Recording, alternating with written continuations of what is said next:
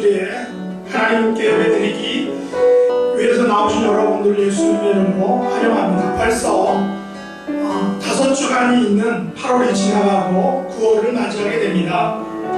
8월 한 달을 지켜주신 하나님께 먼저 감사를 드립니다. 코로나19이 시작된 지도 벌써 6개월이 지났습니다. 지루하고 답답한 코로나 터널을 하나님께서 주시는 힘과 또한 은총으로 지나감으로 승리하는 그런 저와 여러분 될 수 있기를 간절히 원합니다. 이제 8월의 마지막 주일로 우리 하나님을 사모하여 예배의 자리로 나왔는데 우리의 온 몸과 마음과 정성을 다해서 살아계신 하나님께 예배하는 그런 복된 시간이 되기를 바랍니다.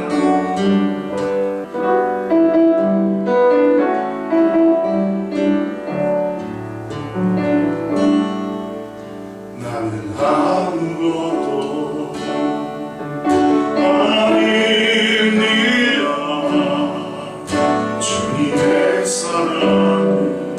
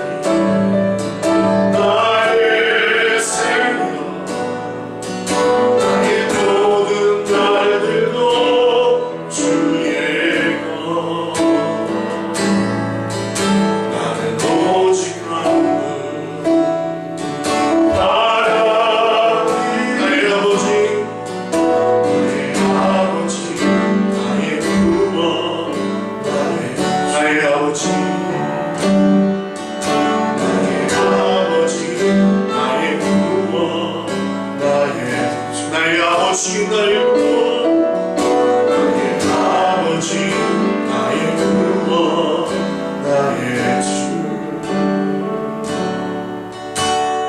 고단한 인생길 힘겨운 오늘도 예수 내 말을 하시네 지나간 아픔도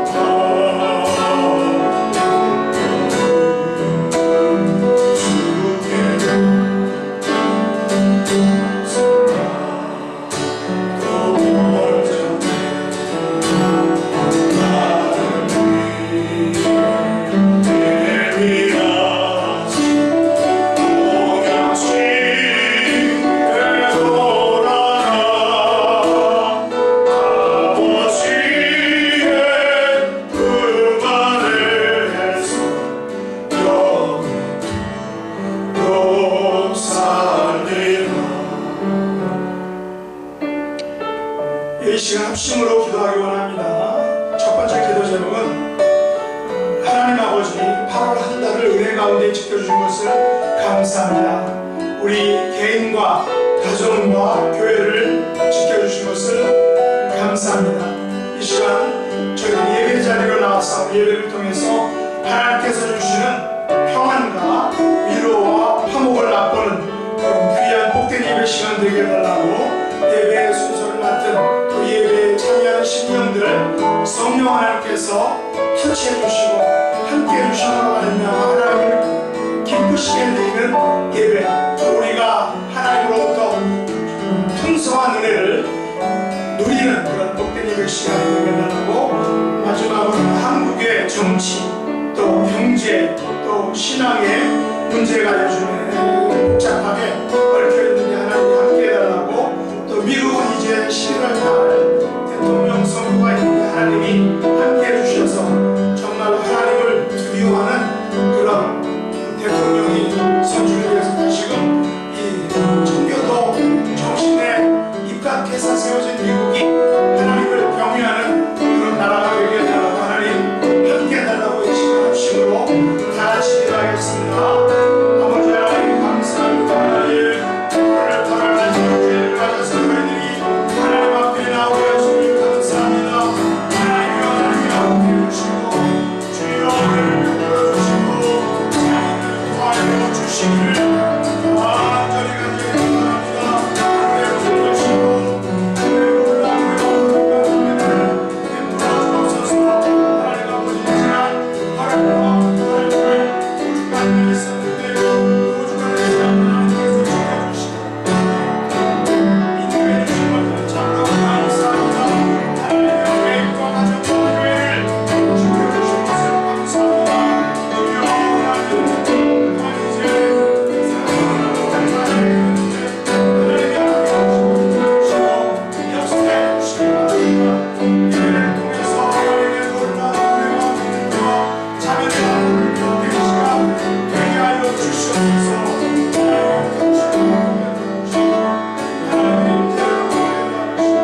하나님의 역사와 기적을 이 시간을 되게 하여 주시기를 바랍니다.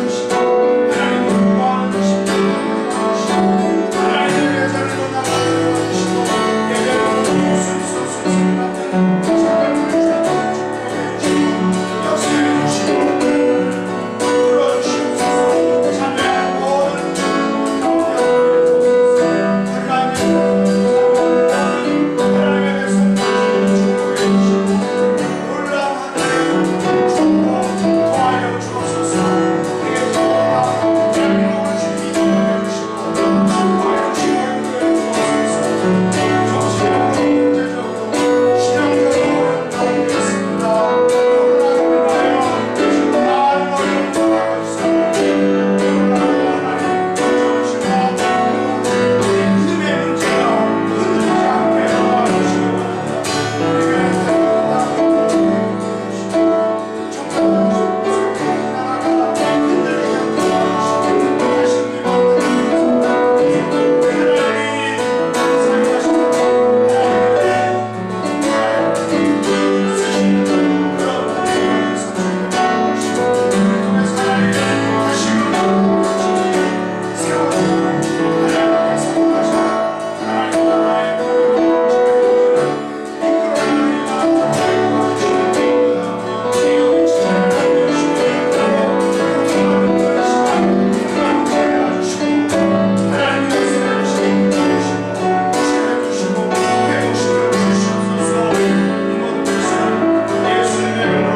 하나님 주시옵소서. 다같이 사도신경으로 신앙고백 드리시겠습니다. 전능하사 천지를 만드신 하나님 아버지를 내가 믿사오며 그 외아들 우리 주 예수 그리스도를 믿사오니 이는 성령으로 잉태하사 동정녀 마리아에게 나시고 본디오 빌라도에게 고난을 받으사 십자가에 못 박혀 죽으시고 장사한 지 사흘 만에 죽은 자 가운데서 다시 살아나시며 하늘에 오르사 전능하신 하나님 우편에 앉아 계시다가 저리로서 산자와 죽은 자를 심판하러 오시리라.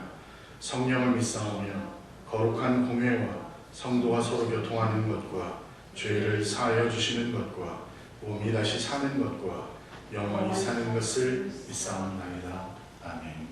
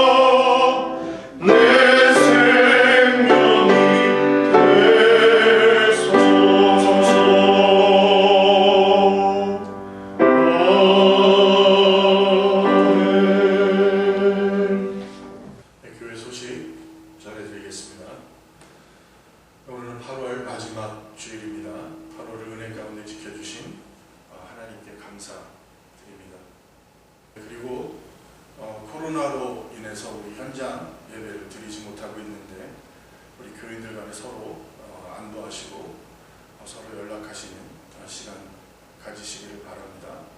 네, 그리고 9월 그 행사로는 13일 주일에 성찬식을 드리도록 하겠습니다. 그리고 27일 주일에 성경 퀴즈가 있습니다. 그래서 준비해 주시기 바랍니다. 온라인 예배는 교회 홈페이지에 계속해서 업로드되고 있습니다. 예배 시간에 맞춰서 이 홈페이지를 통해서 같이 온라인 예배를 드려주시기 바랍니다. 또 단체 카톡방에 있는 링크를 클릭하시면 바로 온라인 예배 영상이 열립니다. 그러니까 그쪽으로 통해서도 함께 예배에 동참해 주시기 바랍니다. 그리고 헌금은 우리 교회 주소로 보내주시거나 또는 그 교회 은행 계좌로 직접 입금해 주시기 바랍니다.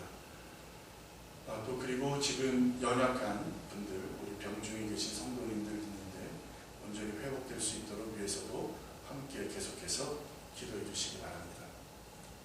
기도하겠습니다.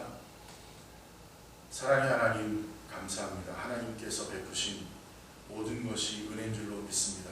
하나님께서 우리에게 생명 주시고 하나님을 알게 하시고 하나님을 믿게 하시고 그 믿음 따라 오늘도 이렇게 주 앞에 나오게 하셨사오니 하나님, 우리가 드리는 예배를 받아주시고 하나님, 우리가 함께 모여 예배하지 못하고 온라인으로 예배하는 성도들이 있고 또 예배를 준비하는 사람들도 있는데 하나님, 같은 은혜를 허락하셔서 하나님께 드려지는 예배가 우리들의 온 마음과 전심을 다하여 드리는 예배가 되게 하시고 하나님께서 기뻐받아 흠양하여 주시는 예배 될 수 있도록 도와주옵소서. 하나님께서 이곳에 새생명 선교교회를 세워주셨사오니 하나님께서 세우신 그 교회의 사명과 목적 따라 하나님께서 기뻐하시는 일들을 온전히 잘 감당하는 귀한 교회가 되게 하시고 하나님께서 세워주신 담임 목사님의 힘과 능력을 하나님 더하여 주셔서 교회를 하나님께서 기뻐하시는 교회를 이끌기에 부족함이 없게 하시고 이렇게 죽어져가는 신령들 주 앞으로 인도하시기에 부족함이 없게 도와주시며 하나님께서 세워주신 교회의 직분자들은 하나님 각각 맡은 사명 온전히 잘 감당함으로 우리 교회가 연합하여 선을 이루며 하나님께 영광 돌리는 귀한 역할을 함께 감당해 나갈 수 있도록 도우시고 하나님 함께하여 주옵소서. 코로나로 인하여서 힘들고 어려운 가운데 있고 또 여러 가지 일들로 인해서 교회가 비난의 대상이 되고 있습니다. 하나님, 우리가 이 시기에 잘 행동하고 대처해서 우리가 하나님 영광 가리는 일이 없게 하시고 하나님이 어려운 시기를 통하여서 오히려 더 많은 사람들이 하나님 앞으로 돌아올 수 있는 귀하고 복된 계기가 될 수 있도록 도와주시며 우리 그리스도인들이 먼저 깨어 기도하는 가운데 이 어려움을 이겨낼 수 있도록 하나님 도와주시고 함께하여 주옵소서. 하나님, 오늘도 드려지는 예배 위에 함께하시고 하늘의 문을 여시고 신령한 은혜를 충만히 부어주셔서 제단을 통하여 선포되는 말씀이 우리 마음속에 새겨지는 능력의 말씀 되게 하시고 하나님, 그 말씀 의지하여 우리가 또 한 주를 살아가기에 부족하지 않도록 하나님 도우시고 함께하여 주옵소서. 이 예배 하나님께서 온전히 흠양하여 주실 줄 믿사오며 모든 말씀 예수님의 이름으로 감사하며 기도합니다. 아멘.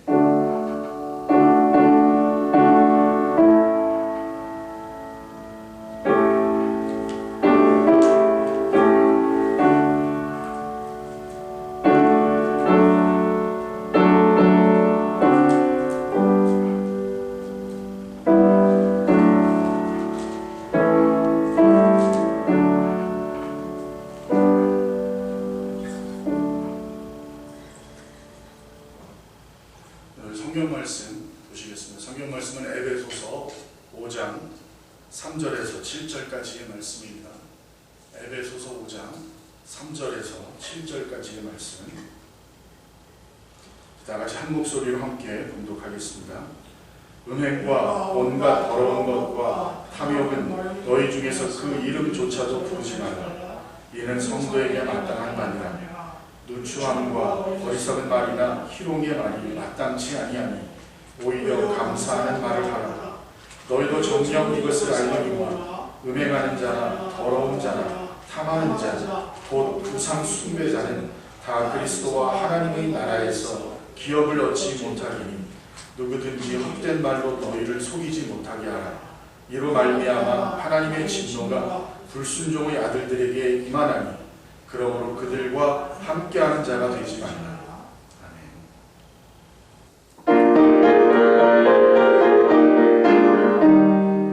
세상이 큰 약한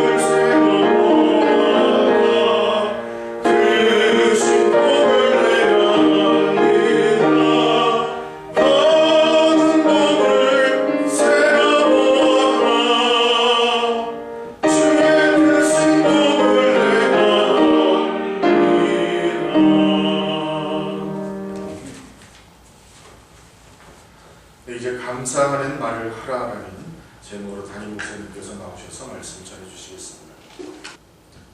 오늘 함께 나눌 말씀의 제목은 감사하는 말을 하라입니다. 지난 주일에 이어서 사랑받는 자녀 가치 시리즈 두 번째 시간인데, 예수 그리스도 안에서 구원받는 성도가 사랑받는 자녀같이 사는 두 번째 방법은 바로 감사하는 말을 하라라는 것입니다. 말을 만드신 분은 하나님이시죠. 그리고 말에는 놀라운 힘이, 능력이 있습니다. 하나님께서는 그래서 말에 엄청난 힘과 능력을 부여해 주셨습니다. 창세기 2장 19절에 보면, 예전에 수요일날 창세기 우리가 성경 공부할 때 잠시 살펴본 그런 말씀인데, 하나님께서는 아담에게 말의 능력을 어떻게 주셨는지 우리에게 알려주고 있는데, 한번 창세기 2장 19절 같이 한번 읽어보도록 하겠습니다. 여호와 하나님이 흙으로 각종 들짐승과 공중의 각종 새를 지으시고 아담이 무엇이라고 부르는가 보시려고 그것들을 그에게로 이끌어 가시니, 아담이 각 생물을 부르는 것이 곧 그 이름이 되었더라. 아담이 각 생물을 부르는 것이 곧 그 이름이 되었다라고 이렇게 말하고 있죠. 이것은 하나님께서 말을 통해서 인간에게 어떤 창조의 능력과 또 권세를 허락해 주셨다는 것입니다. 그런 의미에서 이것은 미래를 만들 수 있는 그런 권세라고 이렇게 생각합니다. 말을 통해서 우리가 미래를 만들어 간다는 거죠. 저도 세 아들이 있는데 그 세 아들의 이름을 제가 만들어줬습니다. 하나님께서 아담에게 허락해 주셨던 것처럼 그 이름 짓는 권세를 저도 한번 발휘해 봤는데, 한국의 이름은 원래 그 성씨에 따른 항렬과 또 돌림자가 있습니다. 저는 수원 맥시 남경공파입니다. 그래서 저희 할아버지가 확률을 보니까 28세, 그 다음에 아버지가 29세 손, 또 제가 30세 손, 그리고 저희 아들들이 31세 손이에요. 그래서 저 아들들은 승자 돌림인데, 현재 한 46세 손까지 있다고 하니까 좀 높은 확률인 것 같습니다. 저희 아들들은 승자 돌림인데, 승자를 돌림자로 해서 찬, 준, 민 이렇게 세 가지 그 돌림자를 넣어서 승찬, 승준, 승민 이렇게 이름을 줬습니다. 첫째 승찬은 빛날 찬자를 사용해서 뜻은 이어서 빛내라라는 그런 의미인 것 같은데, 문제는 그 한자에 불화자가 있다는 것입니다. 그래서 약간 보면 성질이 불같은 그런 성질이 약간 있는 것 같습니다. 근데 아내는 약간 좀 노래를 좀 하니까, 그래서 길찬, 하나님을 찬양하는 그런 찬자를 사용하지 않았느냐, 왜 불합자를 넣느냐라고 이렇게 컴플레인을 했습니다. 아직은 이어서 빛내기 위해서는 좀 익어가야 하는 그런 찬자인 것 같습니다. 둘째 승주는 그 한자에서 준걸 준자를 사용했는데, 여러분이 아시는 것처럼 재주와 슬기가 있다, 그 다음에 뛰어나다, 당당하다, 또 걸출하다라는 것인데, 사실 저는 왜 그 말을 썼는지는 잘 모르지만, 어쨌든 나중에 보니까 그 이름 그대로 미국에 와서 이제 5학년 때서부터 야구를 했고, 그 다음에 고등학교 때는 풋볼을 했는데, 중학교 때 이제 야구를 하러 여러 곳을 왔다 갔다 했는데, 거기 가면 그 모든 미국 애들이든 어떤 여기 그 야구에 참여하는 모든 선수들이 있는데, 물론 다는 아니지만 어쨌든 거의 거기에 참여하는 선수들의 키에 머리 하나가 더 크더라고요. 그래서 한국 애가 그렇게 다른 미국이나, 이제 물론 미국 애들은 고등학교 때 많이 크더라고요. 어쨌든 그렇게 해서 많이 큰 것을 보면 이름대로 되지 않았나 그런 생각을 합니다. 하긴 지금도 6피트가 좀 넘으니까 아직도 많이 큰 거죠. 그런데 재주는 있지만, 그래서 당당하긴 하지만 어떤 면에서 또 너무 걸출하다고 생각하는지, 어쨌든 겸손이 조금 필요한 부분이 있는 것 같습니다. 막내는 승민인데 이 승민은 하늘 밑자를 사용했습니다. 가을 하늘, 그 다음에 세상의 모든 사람을 사랑으로 돌보아주는 어진 하늘이라는 그런 뜻을 가지고 있는데, 그러니까 놀라운 건 그 이름대로 요놈은 좀 약간 오지랖이 넓어요. 그래서 다른 사람들을 이렇게 별로 이렇게 다투지 않고 다른 사람들에 대해서 이렇게 평화롭게 잘 지내는 그런 모습을 볼 수 있습니다. 제가 주어진 그런 아이들의 그 이름이 바로 그들의 삶에 그대로 반영되는 것을 보고 참으로 놀랬다는 것입니다. 그래서 하나님께서 아담에게 그 생물의 이름을 지어주라고 하신 그 의도를 저는 조금이나마 저희 그 아들들의 이름을 짓는 그런 것을 통해서 약간 좀 알게 되었다는 것입니다. 하나님께서는 이렇게 아담에게 창조의 능력을 허락해 주심으로 말을 통하여 어떤 창조의 상상력을 펼쳐가게 하신 거죠. 하나님께서는 오늘날도 저와 여러분이 내뱉는 그 말을 통해서 그대로 역사하신다는 그런 사실입니다. 이런 능력은 다스리고 관리하는 자, 인간들에게 주신 하나님의 능력이고 또한 축복이다라는 것입니다. 그래서 오늘 바울은 본문 3절과 4절에서 이런 말을 했습니다. 한번 같이 3절과 4절을 한번 읽어보도록 하겠습니다. 음행과 온갖 더러운 것과 탐욕은 너희 중에서 그 이름조차도 부르지 말라. 이는 성도에게 마땅한 반이라. 누추함과 어리석은 말이나 희롱의 말이 마땅치 아니하니 오히려 감사하는 말을 하라. 그러면 이 말의 권세에 대한 부정적인 예는 그럼 어디일까 하는 것입니다. 바로 그것은 창세기 11장의 바벨탑 사건입니다. 창세기 11장 1절로 9절에 보면 이런 말들이 있는데 좀 길지만 우리 성경에서 말하는 말에 대한 위력을 찾아보기 위해서 한번 같이 읽어보도록 하겠습니다. 온 땅의 언어가 하나요 말이 하나였더라. 이에 그들이 동방으로 옮기다가 신할 평지를 만나 거기 거류하며 서로 말하되 자 벽돌을 만들어 견고히 굽자고, 이에 벽돌로 돌을 대신하며 역청으로 진흙을 대신하고 또 말하되 자 성읍과 탑을 건설하여 그 탑 꼭대기를 하늘에 닿게 하여 우리 이름을 대고 온 지면에 흩어짐을 면하자 하였더니 여호와께서 사람들이 건설하는 그 성읍과 탑을 보려고 내려오셨더라. 여호와께서 이르시되 우리 이 무리가 한 족속이요 언어도 하나이므로 이같이 시작하였으니 이후로는 그 하고자 하는 일을 막을 수 없으리로다. 자 우리가 내려가서 거기서 그들의 언어를 혼잡하게 하여 그들이 서로 알아듣지 못하게 하자 하시고, 여호와께서 거기서 그들을 온 지면에 흩으셨으므로 그들이 그 도시를 건설하기를 그쳤더라. 그러므로 그 이름을 바벨이라 하니 이는 여호와께서 거기서 온 땅의 언어를 혼잡하게 하셨음이니라. 여호와께서 거기서 그들을 온 지면에 흩으셨더라. 왜 노아 홍수 이후 사람들이 다시 흩어져야 하는 그런 심판을 받게 된 것입니까? 바로 말 때문이다라는 것입니다. 그들이 무슨 말을 했습니까? 어떤 말을 했습니까? 그들은 이런 말을 했습니다.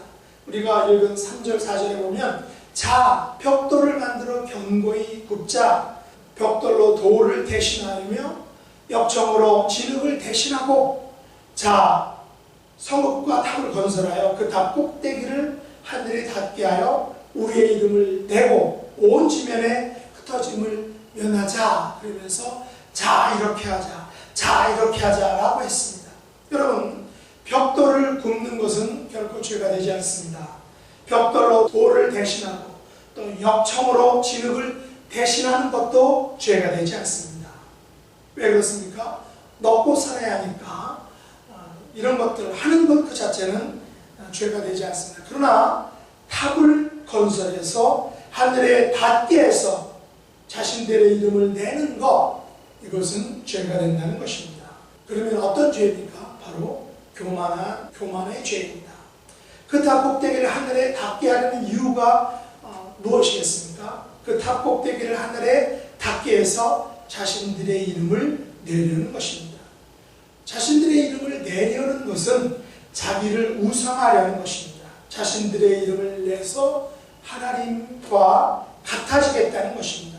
하나님과 같아지겠다는 그런 생각은 우리가 잘 보면 창세기 3장 4절과 5절에서 뱀이 여자를 속일 때 했던 그 말과 같은 말이죠. 거기 보면 뱀이 여자에게 이르되 너희가 결코 죽지 아니하리라. 너희가 그것을 선악과를 먹는 날에는 너희 눈이 밝아져서 하나님과 같이 되어 선악을 알 줄 하나님이 아심이니라 라고 이렇게 뱀이 하와를 속일 때 사용했던 그런 말이라는 것입니다. 자신들의 이름을 내겠다라고 말한 이유는 하나님과 같은 레벨을 갖겠다는 것입니다. 온 지면에 흩어짐을 면하겠다라고 말하는 것은 하나님의 통치를 더 이상 받지 않겠다는 것이죠.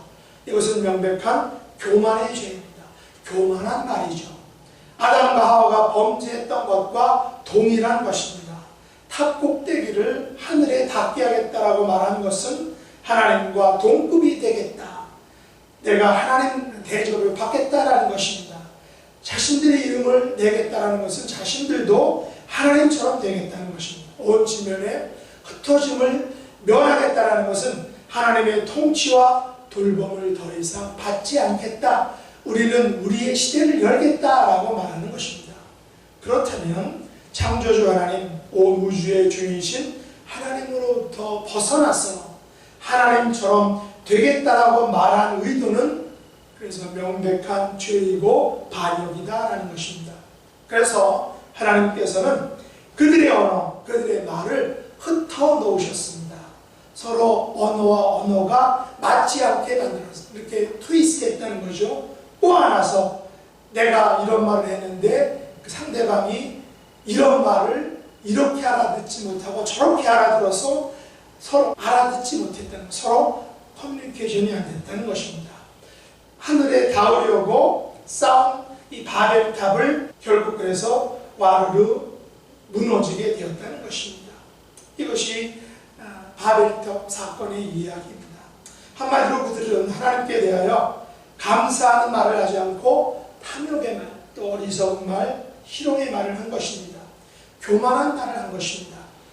아담과 하와는 선악을 먹는 날에는 하나님처럼 될 수 있다라는 그 뱀의 말, 탐욕과 희롱의 말에 넘어갔다는 것입니다. 또한 마찬가지로 바벨탑을 쌓는 그 사람들도 그 탑 꼭대기를 하늘에 닿게 해서 자신들의 이름을 내겠다라는 그런 어리석은 말, 교만한 말을 가지고 사람들을 선동했습니다. 그러나 그 결과 어떻게 되었습니까? 아담과 하와는 번제를 짓고 에덴 동산에서 쫓겨났어요. 온 인류를 죄의 노예로 만들었다는 것입니다. 바벨탑을 쌓던 사람들은 교만한 말로 인해서 하나님께서는 온 땅의 언어, 사람의 말을 혼잡하게 하시고 온 지면의 그들을 뿔뿔이 흩어지게 만드셨다는 것입니다. 또한 구약에서 대표적인 희롱의 말 중에서 유명한 것은 노아의 세 번째 아들 함이 한 말입니다. 창세기 9장 20절로 25절 우리가 같이 한번 보도록 하겠습니다. 노아가 농사를 시작하여 포도나무를 심었더니 포도주를 마시고 취하여 그 장막 안에서 벌거벗은지라 가나안의 아버지 함이 그의 아버지 야채를 보고 밖으로 나가서 그의 두 형제에게 알림해 셈과 야벳이 이 옷을 가져다가 자기들의 어깨에 메고 뒷걸음진 쳐 들어가서 그들의 아버지 하체를 덮었으며 그들의 얼굴을 돌이키고 그들의 아버지 하체를 보지 아니하였더라. 노아가 술이 깨어 그의 작은 아들이 자기에게 행한 일을 알고 이에 이르되 가나안은 저주를 받아 그의 형제의 종들의 종이 되기를 원하노라 하고, 노아의 셋째 아들 함은 아버지의 하체를 보고 형들에게 알렸습니다. 이것을 우리가 속된 말로 뭐라고 말합니까? 떠벌렸다는 거죠. 함의 잘못이 어떤 것입니까? 아버지 하체를 본 것입니다. 아니, 보이니까 처음에는 볼 수 있겠죠. 그러나 그 다음에는 보지 않고 또 떠벌리지 않고 형들처럼 옷을 가져다가 뒷걸음질 쳐 들어가서 아버지 하체를 덮어야 했습니다. 성경에는 구체적으로 함이 형들에게 무슨 말을 어떻게 했는지를 이야기하고 있지는 않습니다. 하지만 아마도 함은 아버지의 이 벗은 몸에 대해서 형들에게 구체적으로 설명했던 것 같습니다. 떠벌렸던 것 같습니다. 형들에게 아버지를 흉보는 말로 흥분해서 말했을 것입니다.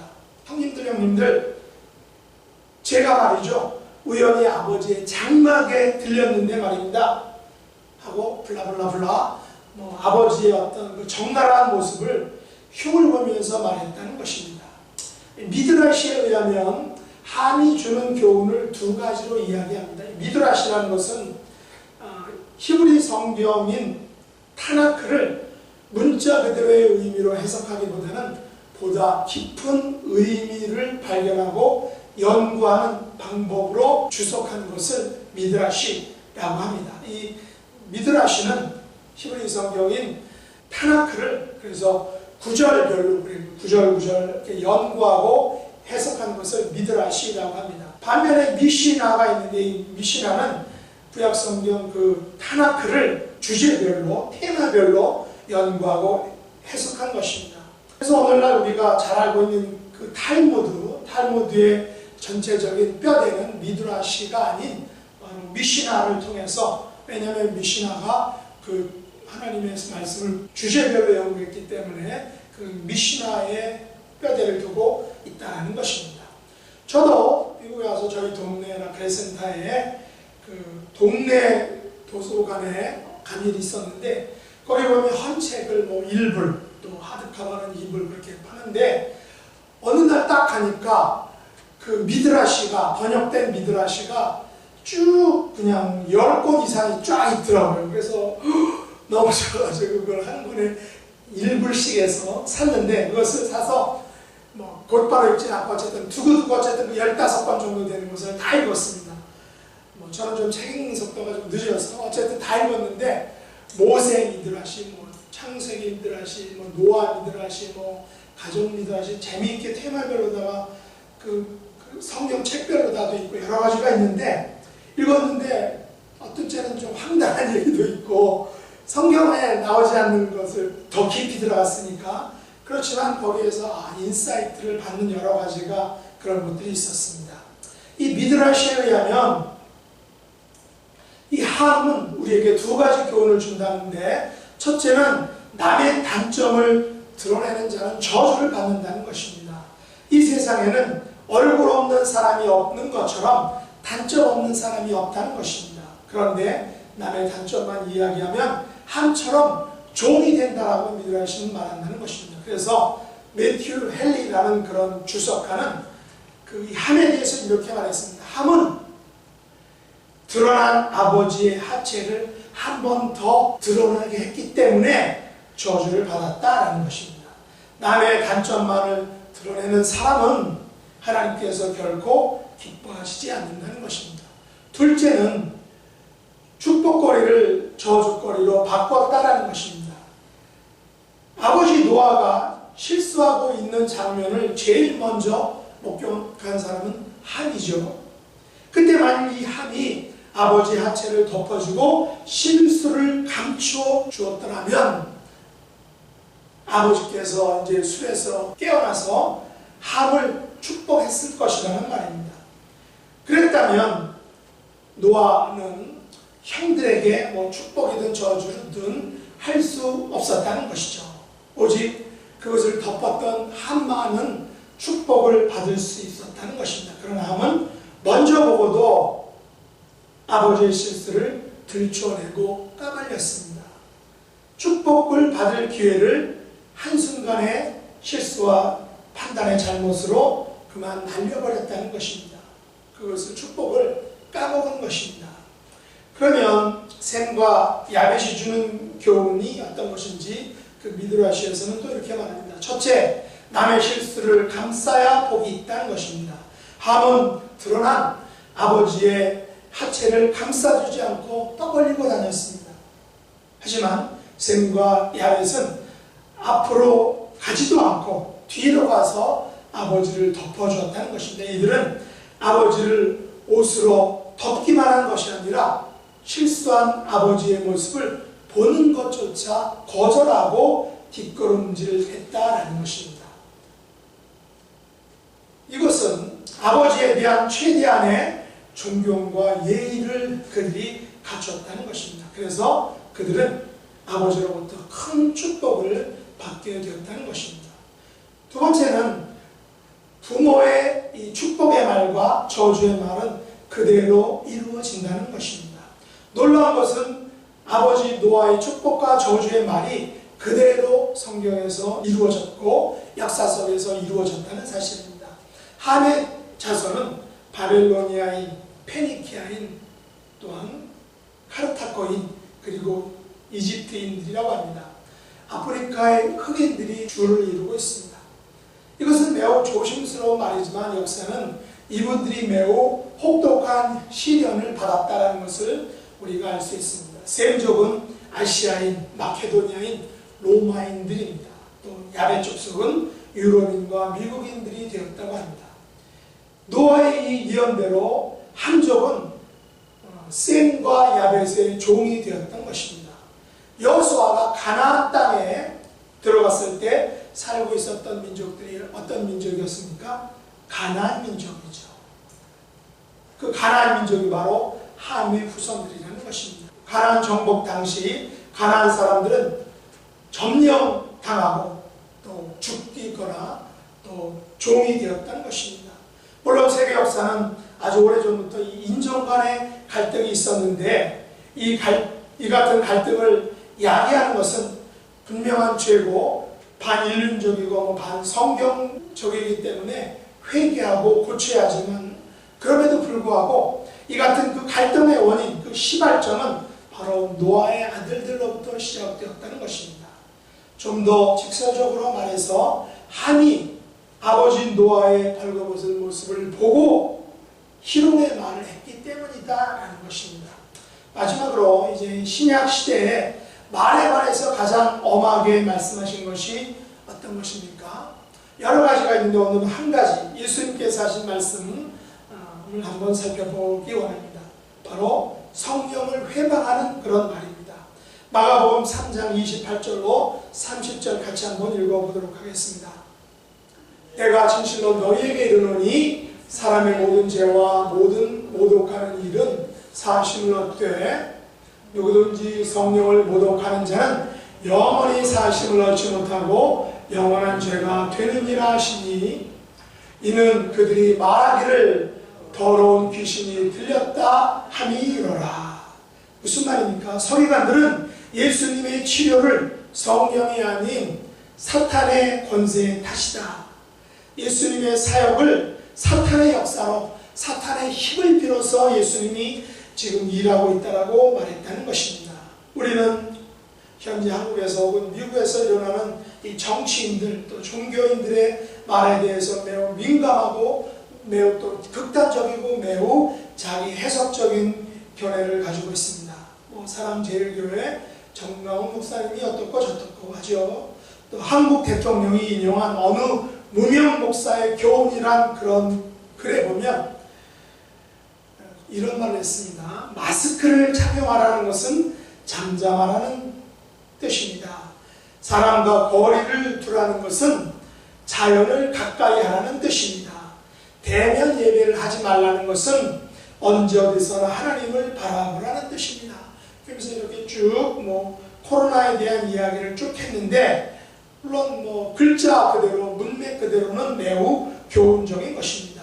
그러나 이 어느 무명 목사님의 소박한 이 바람이 만일에 정치적으로 사용된다면, 정치적으로 악용된다면, 그래서 정말 교회가 국가의 신앙적 또 정치적 이슈에 불복한다면 나중에는 어떻게 될까 하는 것입니다.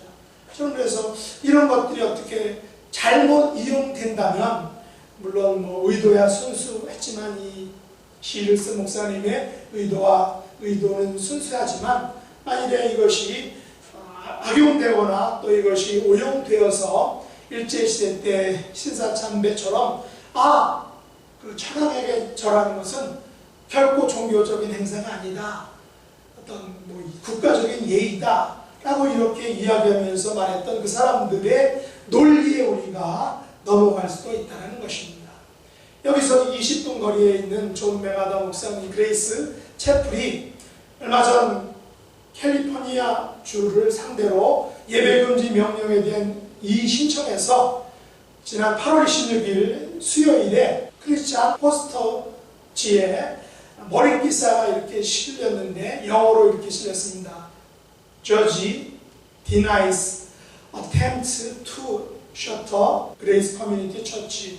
메가더 condemns misuse of power라고 이렇게 그 머릿기사를 실었는데, 그런 거죠. 판사가 존 메가더 목사님의 그 이의를 들어줬다는 것입니다.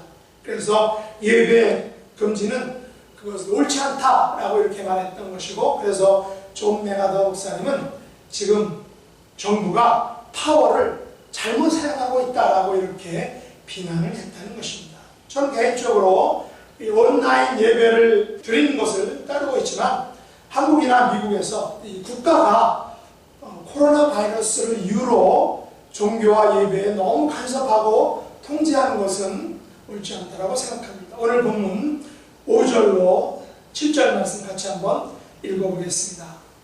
너희도 정녕 이것을 알거니와 음행하는 자나 더러운 자나 탐하는 자 곧 우상 숭배자는 다 그리스도와 하나님 나라에서 기업을 얻지 못하리니, 누구든지 속된 말로 너희를 속이지 못하게 하라. 이로 말미암아 하나님의 진노가 불순종의 아들들에게 임하나니, 그러므로 그들과 함께하는 자가 되지 말라. 사도 바울은 너희도 정녕 이것을 알고 있다라고 말합니다. 에베소 성도들은 정말로 이것을 이미 알고 있다는 것입니다. 이것이 무엇입니까? 음행하는 자나 더러운 자나 탐하는 자 곧 우상숭배자는 다 그리스도와 하나님의 나라에서 기업을 얻지 못한다는 것입니다. 바울은 음행하는 자의 음행을 우상숭배라고 말합니다. 또 더러운 자의 더러운 행위를 우상숭배라고 말합니다. 탐하는 자의 욕심과 탐욕도 우상숭배라고 말합니다. 3절에서 바울은 음행과 온갖 더러운 것과 탐욕은 너희 중에서 그 이름조차도 부르지 말라고 했습니다. 왜냐하면 음행과 더러운 것과 탐욕은 그 이름조차 부르지 않는 것이 성도의 당연한 그런 이치이기 때문에, 마땅한 바기 때문이라는 것입니다. 이름조차 부르지 말라는 것은 우리의 일상생활 속에서 이런 말들을 사용하지 말라는 것이죠. 사실 사람들은 다른 사람들에 대한 이 풍문, 또 은밀한 이야기, 또 좋지 않은 이야기 말하는 것을 좋아합니다. 다른 사람들을 어떤 가십의 대상으로 올려놓고 마구 씹어낸다는 것이죠. 특별히 성적인 이야기들을 좋아합니다. 그래서 바울은 음행의 말과 더러운 말과 행동, 그리고 모든 탐욕과 욕심을 우상숭배라고 이렇게 말하고 있습니다. 우리의 말이 우리를 우상숭배로 이끌 수 있다는 것입니다. 여기서 중요하게 생각해야 될 것이 어떤 단어입니까? 바로 우상숭배자입니다. 바울 당시 우상숭배는 고작 음행하는 자, 또 더러운 자, 탐하는 자로 한정되었습니다. 그러나 오늘날 저와 여러분이 살고 있는 이 세상에는 이 우상숭배의 범주가 너무 광범위하고 복잡합니다. 1990년 12월에 나온 네덜란드 경제학자 하우츠 바르트라는 교수님이 현대우상 이데올로기라는 그런 책을 썼는데, 이 책에서 이데올로기와 우상 문제를 이야기하고 있습니다. 현대의 이데올로기가 우상 숭배로 변할 수 있다는 것입니다. 다시 말해서 혁명의 이데올로기, 민족주의 이데올로기, 또 물질적 번영의 이데올로기, 안보 이데올로기 이런 것들이 현대 우상 숭배로 탈바꿈할 수 있다는 것입니다. 사람들은 혁명과 또 민족주의, 또 물질적 번영, 안보 이런 것들을 내세워서 종교를 탄압하고 사람들을 통제하고 선동할 수 있다는 것입니다. 조지 오웰의 작품 1984 또 동물농장은 어떤 거냐면 안보 이데올로기를 내세워서 정부가 사람들을 통제하고 조정한다는 그런 내용을 그린 그런 책입니다. 최근 일각에서는 코로나19를 정치에 사용한다는 말들이 나오고 있습니다. 아직 정확한 팩트가 체크된 것은 아니지만 어쨌든 충분한 가능성이 있다는 것은 이미 오래전에 1990년에 그 이데올로기에 대한 이야기도 나오고 조지 오웰이 그런 작품 속에도 이런 정부가 사람들을 통제한다는 그런 걸 통해서 알 수 있는 것처럼 우리는 이런 가능성이 있다는 것입니다. 우리들은 하루초 바르트 교수님이 언급한 이 이데올로기들보다 더 많은, 더 교묘한, 더 복잡한 현대의 우상들에 의해서 그 위협에 노출되어 있습니다. 이들은 헛된 말로 사람들을 속이려고 합니다. 또 사단은 이 방법을 또한 매우 좋아한다는 것입니다. 종교 다원주의, 환원주의 이런 것들이 사단이 사용하는 강력한 무기입니다. 그러나 분명한 것은 우상숭배자는 다 그리스도와 하나님의 나라에서 기업을 얻지 못한다라는 사실입니다. 우리를 헛된 말로 속이는 자들에게 하나님의 진노가 임한다라고 하나님이 말씀하셨습니다. 이들을 가리켜서 바울은 불순종의 아들들이라고 말하죠. 불순종의 아들들은 하나님을 배척합니다. 하나님을 예배하지 않습니다. 이들은 헛된 말로 사람들과 성도들을 속입니다. 사단은 하와를 헛된 말로 속여서 원죄를 짓게 했습니다. 또한 바벨탑 사람들에게도 하늘에 다 이름을 내자라고 헛된 말로 그들을 속였다는 것입니다. 오늘날 우리는 코로나 시대를 통하여 큰 위협과 시험과 시련을 통과하고 있습니다. 코로나 사태에 대해서 방역과 자연과학의 상식으로 우리가 분명히 접근해야 합니다. 그러나 또한 지금의 사태를 종교와 신앙과 하나님 나라의 측면에서도 우리가 접근해야 된다는 것입니다. 현대의 우상들과 이데올로기들은 하나님을 배척합니다. 사단은 현대의 우상들과 이데올로기들을 이용해서 하나님을 대적하고 또한 신앙을 통제하려고 합니다. 중세시대에는 로마 가톨릭의 교황과 교조주의가 신앙을 통제하고 또한 그 성도들을 조종했습니다. 오늘날 이단 사상들과 그 교주들은 독특한 교리와 힘으로 그를 따르는 추종자들을 통제하고 조종을 합니다. 우리가 사는 시대에도 정부나 특권 권력층이나 또한 집단이 현대의 이데올로기를 통해서 교회와 성도들을 통제하고 조종할 수 있다는 것입니다. 코로나 바이러스는 충분히 그래서 이데올로기가 될 수 있다는 것입니다. 이것은 100% 방역의 문제이지만 또 다른 면으로는 반대면으로는 또 100% 이데올로기화 할 수 있다는 것입니다. 그래서 우리는 하나님 앞에 깨어서 기도해야 된다는 것입니다. 다니엘 시대에도 여러 왕들이 자기들의 이데올로기를 강요해서 다니엘이 믿는 하나님, 다니엘이 가진 그 종교를 없애버리려고 했습니다. 그때 다니엘은 왕의 조서에 도장이 찍힌 것을 알고도 자기 집에 돌아가서 예루살렘을 향한 창문을 열고 전에 하던 대로 하루 3번씩 무릎을 꿇고 기도하여 하나님께 감사했다라고 말합니다. 저는 다니엘의 기도에서 감사했다는 것에 주목했습니다. 다니엘이 처한 정치, 경제적, 또 종교적 상황은 전혀 감사할 조건이 아니었다는 것입니다. 그러나 다니엘은 그 상황에서도 하나님께 감사했다고 말합니다. 다니엘은 지금까지 여러 번의 위기를 경험했습니다. 그때마다 하나님께서 그에게 피할 길을 열어주셨습니다. 그랬다면 다니엘은 그것을 감사했을 것입니다. 과거에 여러 번 죽음의 위협 속에서 건져주심에 대해서 감사했을 것입니다. 그리고 지금 다니엘은 자기에게 닥친 시련과 위협과 핍박이 하나님의 주권과 통치와 터치하심을 통해서 해결될 줄을 믿고 감사했다라는 것을 우리가 알 수 있습니다. 그렇다면 우리가 처한 상황 속에서 저와 여러분이 할 수 있는 일이 어떤 것이겠습니까? 우리도 다니엘처럼 하루에 3번씩 무릎을 꿇고 하나님 앞에 기도하는 것입니다. 특별히 감사하는 기도를 드리는 것입니다.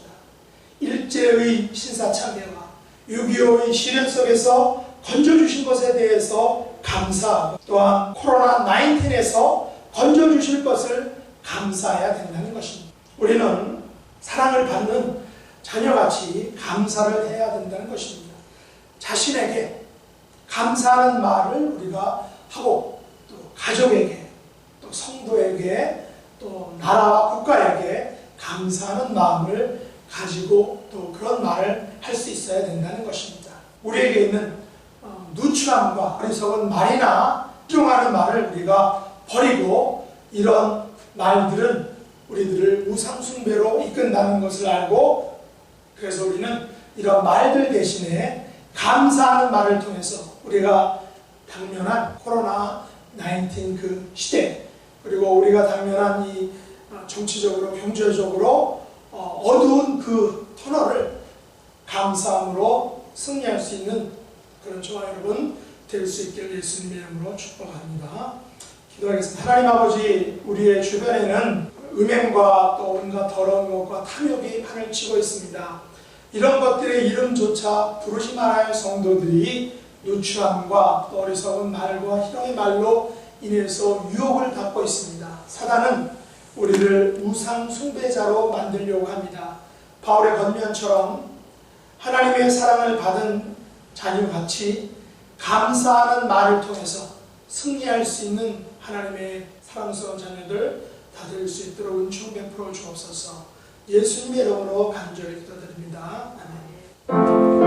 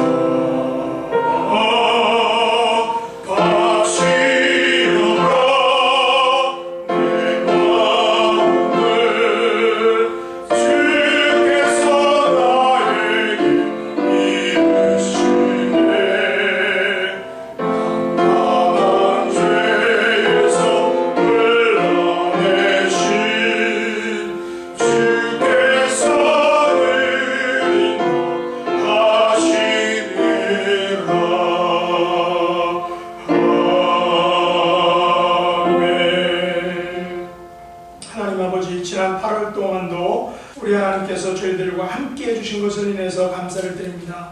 저희들이 지내는 일상의 삶이 예전과 너무나도 달라서 답답하고 또 마음이 무겁기만 합니다. 코로나 19이라는 혼돈의 터널을 지나는 동안 하나님 아버지를 꼭 또한 꽉 붙잡을 수 있는 그런 저희들이 될 수 있도록 인도해 주시기 원합니다. 저희들은 연약하고 또한 믿음의 심지 또한 굳지 못함으로 넘어지기 쉽습니다. 하나님 긍휼히 여겨주시고 자비를 또한 베풀어 주시기 원합니다. 간절히 원하옵기는 아버지와의 깊은 만남을 통해서 하나님께서 주시는 위로와 또한 기쁨과 감사를 누릴 수 있는 그런 복된 삶이 되도록 은총 베풀어 주시기 원합니다. 어려운 여건 가운데서도 베풀어 주신 하나님의 긍휼과 또한 자비와 물질을 인하여 열의 하나를 고별하여 드리고 또 감사의 마음을 담아드리는 모든 손길들 위해 그 가정들 위해 그들의 생업 가운데 하나님이 은총 베풀어 주옵소서. 예수님의 이름으로 간절히 기도드립니다. 아멘.